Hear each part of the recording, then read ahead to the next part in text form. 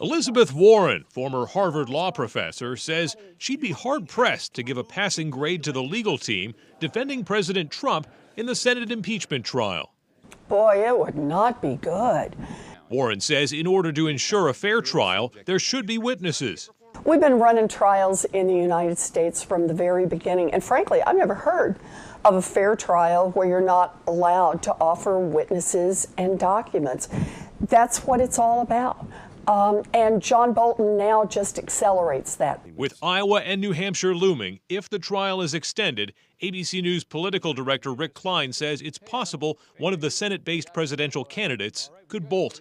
If the trial becomes more for show, or if it just becomes about procedural droning on, then I think it's a possibility that one goes. And I think the going thinking is if one left, then all three or four would leave pretty quickly thereafter. But Klein says the senators know that would be a huge risk. Warren tells News 9 she's not going anywhere when the trial is in session. No, I took an oath of office, and that oath is to uphold the Constitution. No one is above the law. And the mechanism for making certain that that applies to a president is an impeachment. And if an impeachment trial is going on, I will be here. It is my responsibility.